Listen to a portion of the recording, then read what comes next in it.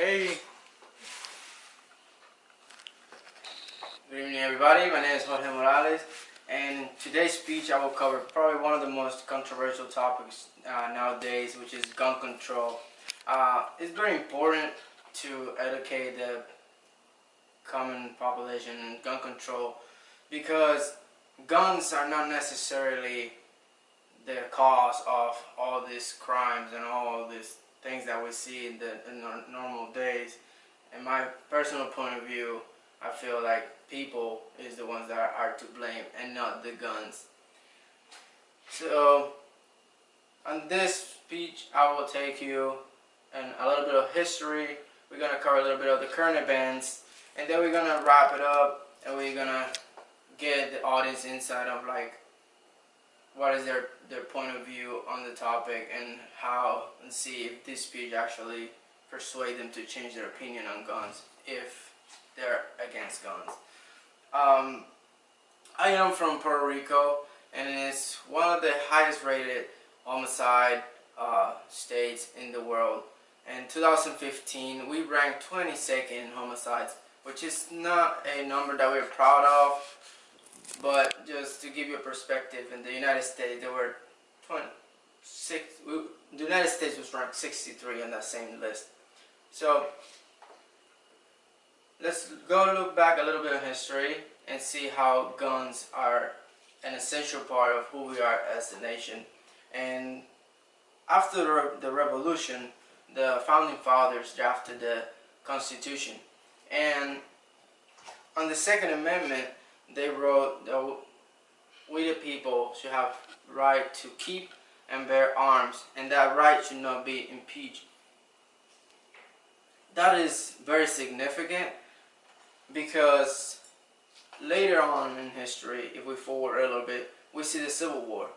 And on the Civil War, if it wasn't for that vision of the founding fathers, we would not be in the nation that we are today, where we are all equal and have the same rights.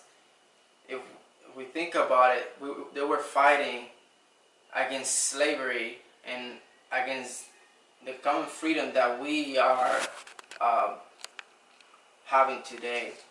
So if we fast forward more into the current events, the most current one being the high school shooting in Parkland, Florida, it created another anti-gun movement that we've seen through history in the United States, because this is not new.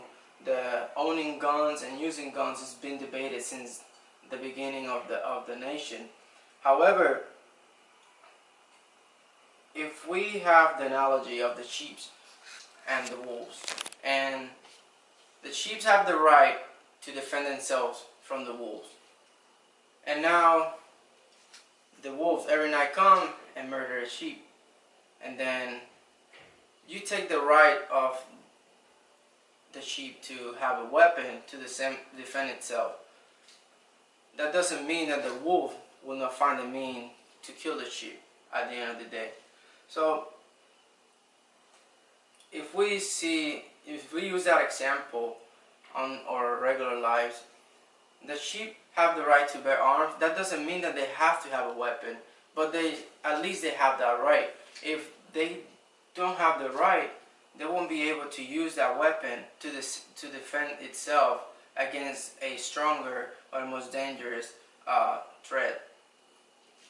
If we look into the most gun control, where the restrictions of guns are more restricted on states like Chicago and Puerto Rico, the homicides and gun-related incidents are extremely high, which means that if you take the guns from the good people, the bad people is still going to find the ways to acquire those guns, which is never going to solve the problem. And the same thing we see with drugs, where we do know that drugs are illegal, but whoever wants to use the drugs is still going to find a way to find them. It doesn't find them legally, it still do it illegally. So, in conclusion, if we look back into our history, we can see with the revolution, the drafting of the Constitution, the Civil War, all those things show us how guns are so important and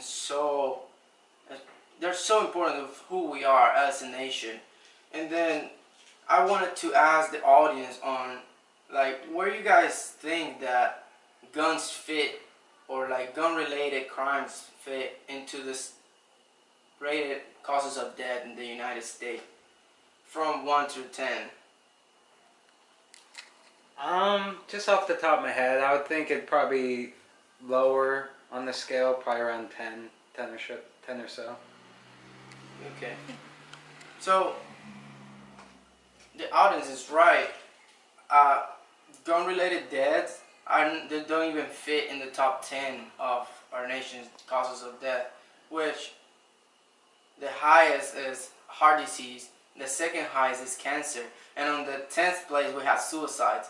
And if we take that into perspective, then we have to look ourselves as a nation and see if we are actually focusing on the real problems that our nation has, because we don't see as much advertisement to eat healthier, do more exercise to combat heart disease, or we don't see these movements to try to prevent our brothers and sisters to commit suicide, but we do see gun control movements in order to take our guns away, in which I don't even own a gun, but I want to have that right not taken from me, because if I want one day to defend my family and own a gun to do that, I want to be able to make it happen. So to wrap it up, guns are not the problem. I think people with bad intentions are the problem. And that concludes my speech.